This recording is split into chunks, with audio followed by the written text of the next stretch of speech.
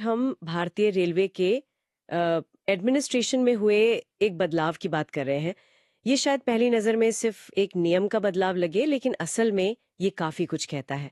हम बात कर रहे हैं रेलवे कर्मचारियों की जो परफॉर्मेंस रिपोर्ट्स होती हैं, उनसे जुड़े एक पूरे चैप्टर के हटाए जाने की। हाँ। रेलवे की जो नियम पुस्तिका है उससे, और हमारे पास जो जानकारी है वो Indian railway establishment code volume 2 उसके अपडेटेड नोट्स से है।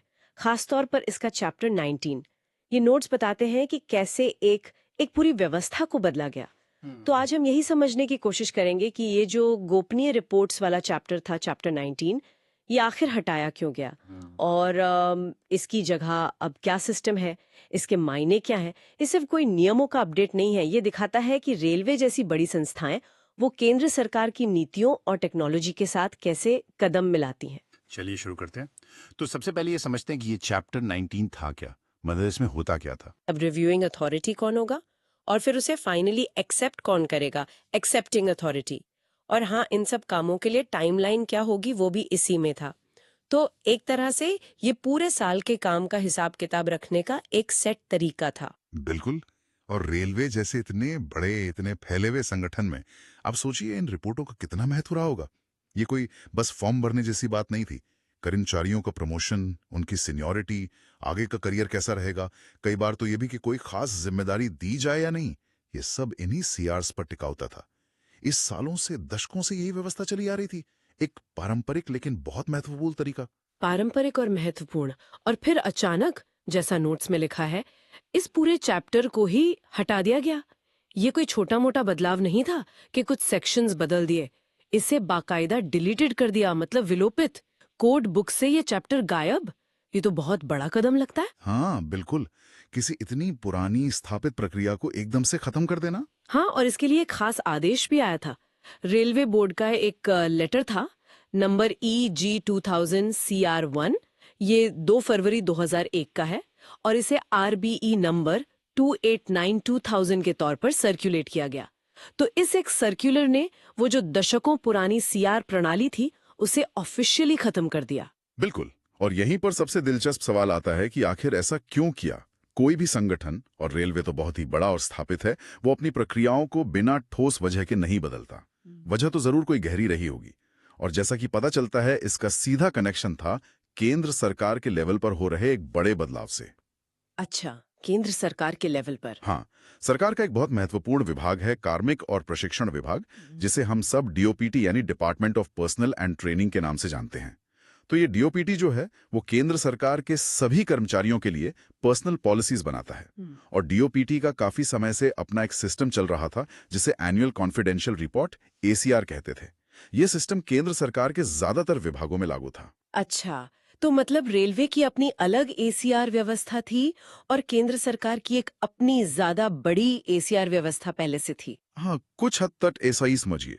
रेलवे की अपनी जरूरतें हैं, अपना इतिहास है, तो शायद उनकी अपनी सीआर प्रणाली बन गई। लेकिन DOPT जो है वो समय के साथ अपनी ACR प्रणाली को और बेहतर बनाने में लगा था। उन्होंने इस प्रणाली को सिर्फ गोपनीय रखने के बजाय परफॉर्मेंस के मूल्यांकन पर ज्यादा फोकस किया। ओके। और इसका नाम बदल कर दिया annual performance appraisal report, APAR. APAR, हाँ, ये टर्म तो सुना है। हाँ, तो ये सिर्फ नाम का बदलाव नहीं था। इसके पीछे सोच थी कि प्रक्रिया ज्यादा ऑब्जेक्टिव हो, पारदर्शी हो और परफॉर्मेंस पर आधारित हो। तो जब केंद्र सरकार के लेवल पर एक स्टैंडर्डाइज्ड, ज्यादा आधुनिक मानी जाने वाली एपार प्रणाली आ गई और उसे सब जगह लागू किया जा रहा था, तो सवाल उठा कि रेलवे जैसे विभाग के लिए अपनी अलग सीआर प्रणाली रखना क्या जरूरी है। जवाब मिला नहीं। तो इसीलिए रेलवे की सीआर प्रणाली को खत्म करके उसे डीओपीटी की जो सेंट्रल एपार प्रणाली थी उसके साथ जोड़ दिया गया। ये लॉजिक तो समझ आता है, एक रूपता के लिए, मानकीकरण के लिए। अलग अलग सिस्टम से तो उलझन ही बढ़ती है। लेकिन क्या इससे रेलवे की जो अपनी खास जरूरतें हैं, ऑपरेशनल जरूरतें, उन पर कोई असर पड़ा होगा? क्योंकि रेलवे का काम तो कई मायनों में दूसरे सरकारी विभागों से बहुत अलग होता है। क्या एक वन साइज फिट्स ऑल तरीका यहाँ पूरी तरह काम कर पाया होगा? ये बहुत अच्छा सवाल है। देखिए, स्टैंडर्डाइजेशन के फायदे तो साफ हैं। प्रक्रिया आसान होती है, तुलना करना आसान होता है, डेटा मैनेजमेंट सेंट्रल हो जाता है। लेकिन हाँ, ये चिंता हमेशा रहती है कि स्टैंडर्डाइजेशन कहीं संगठन की जो खास जरूरतें हैं उनको नजरअंदाज न कर दे। वैसे डीओपीटी ने जो एपीआर का ढांचा बनाया है रखने की कोशिश की गई है।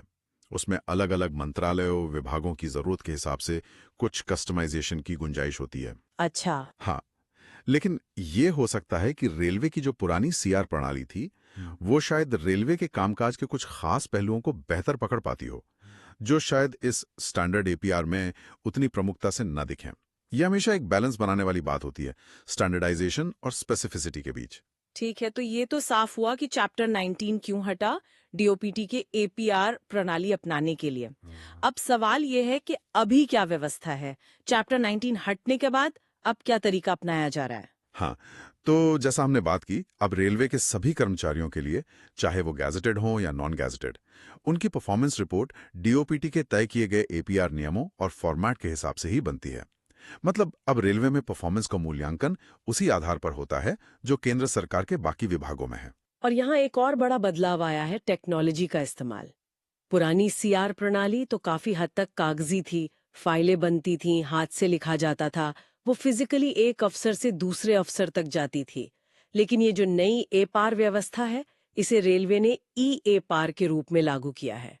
ई मतलब इलेक्ट्रॉनिक। बिल्कुल, ये एपार, इसका मतलब है कि पूरा का पूरा प्रोसेस अब डिजिटल हो गया है। कर्मचारी अपना सेल्फ अप्रेजल ऑनलाइन भरता है, रिपोर्टिंग ऑफिसर अपनी टिप्पणी ऑनलाइन देता है, फिर वो रिव्यूइंग और एक्सेप्टिंग अथॉरिटी के पास भी इलेक्ट्रॉनिकली ही जाती है। सब कुछ एक सेंट्रलाइज्ड डिजिटल सिस्टम से होता है। अच्छा। इससे ना सिर्फ प्रोसेस तेज होता है, बल्कि रिकॉर्ड रखना भी बहुत आसान और सुरक्षित हो जाता है। और इस नई डिजिटल व्यवस्था को ठीक से लागू करने के लिए भी रेलवे बोर्ड ने टाइम टू टाइम निर्देश जारी किए हैं। जैसे एक आरबीई नंबर था 76/2011, उसने नई एपीआर प्रणाली में रिपोर्टिंग, रिव्यूइंग, एक्सेप्टिंग अथॉरिटी के लेवल और उनकी भूमिकाओं को साफ किया है। और हाल ही में, जैसा कि सोर्स बता रहे हैं, आरबीई नंबर 33/2030 आया है। इसने इस ई एपीआर प्रणाली के 100% इम्प्लीमेंटेशन पर जोर दिया है। मतलब अब कोई मैनुअल या कागजी एपीआर नहीं चलेगा, ऐसा लक्ष्य है। हाँ, ये पूरी तरह से डिजिटल मोड में जाने का एक क्लियर डायरेक्शन है। इसके फायदे भी काफी हैं। एक तो जैसा मैंने कहा, स्पीड और एफिशिएंसी, कागज खत्म, फाइलों के गुम होने या देर होने का डर कम। दूसरा, ट्रांसपेरेंसी, डिजिटल सिस्टम में हर स्टेप का रिकॉर्ड रहता है। ट्रैक करना आसान है कि रिपोर्ट कहाँ है, किसने क्या लिखा है।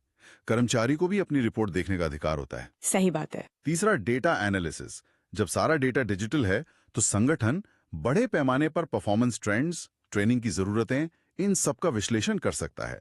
ये कागजी सिस्टम में बहुत मुश्किल था। और चौथा, ये सरकार की जो बड़ी ई गवर्नेंस की पहल है, उसका हिस्सा है। मकसद ही है सरकारी कामकाज को ज्यादा कुशल, पारदर्शी बनाना। ये जो गोपनीय से मूल्यांकन शब्द का बदलाव है, ये भी काफी दिलचस्प है।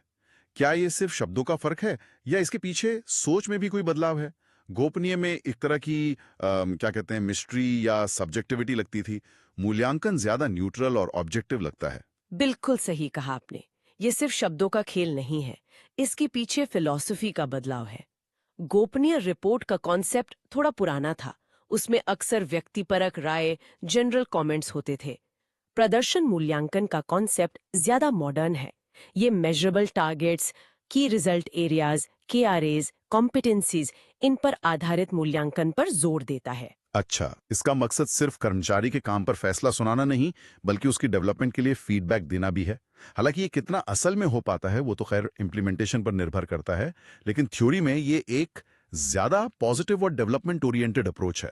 तो अगर हम इस पूरी बातचीत को समेटें, जो मुख्य बातें निकल कर आईं, पहला, Indian railway establishment code volume 2 का चैप्टर 19 जो CRS से जुड़ा था, अब डिलीटेड है, हटा दिया गया है। हाँ। दूसरा, इसे हटाने का आदेश था रेलवे बोर्ड का लेटर EG 2000 CR1 दिनांक 2 फरवरी 2001, यानी RBE नंबर 289200। सही। तीसरा कारण था DOPT की जो स्टैंडर्ड APR प्रणाली थी, उसे अपनाना, ताकि केंद्र के सभी विभागों में एकरूपता हो। बिल्कुल। चौथा, अभी की व्यवस्था है कि रेलवे में DOPT के नियमों के अनुसार APR बनती है और ये पूरी प्रक्रिया डिजिटल है, E-APR। हाँ जी। और पांचवा, इस E-APR के पूरे इम्प्लीमेंटेशन पर हालिया जोर RBE नंबर 332023 से दिया गया है। एकदम सही सारांश है। ये पूरी कहानी एक पुरानी डिपार्टमेंट स्पेसिफिक कागजी प्रणाली से एक नई सेंट्रल स्टैंडर्डाइज्ड और डिजिटल प्रणाली की तरफ जाने को साफ दिखाती है। ये सिर्फ रेलवे की बात नहीं है, ये दिखाता है कि भारत में पब्लिक एडमिनिस्ट्रेशन कैसे धीरे धीरे मॉडर्नाइजेशन और टेक्नोलॉजी को अपना रहा है, चाहे उसमें कुछ चुनौतियां ही क्यों ना हो। तो हमने देखा कि कैसे भारतीय रेलवे ने अपने कर्मचारियों के परफॉर्मेंस को आंकने का अपना पारंपरिक तरीका छोड़ा और केंद्र सरकार के व्यापक APAR प्रणाली को अपनाया और उसे भी डिजिटल रूप दे दिया। ये बदलाव सिर्फ एक प्रशासनिक प्रक्रिया का नहीं है, ये वर्किंग कल्चर और टेक्नोलॉजी के बढ़ते प्रभाव का भी प्रतीक है। बिल्कुल, और ये हमें सोचने के लिए कुछ दिलचस्प सवाल भी देता है, जैसे क्या मानकीकरण हमेशा फायदेमंद होता है? रेलवे जैसी एक खास संस्था की अपनी जरूरतें शायद एक जेनेरिक सिस्टम में पूरी तरह ना दिखें, तो स्टैंडर्डाइजेशन और स्पेसिफिसिटी के बीच सही बैलेंस कहाँ है? ये एक लगातार चलने वाली बहस है। ये तो है। दूसरा सोचने का बिंदु यह है कि परफॉर्मेंस मैनेजमेंट का भविष्य क्या है? हम CR से APR पर आए, फिर EAPR पर, आगे क्या?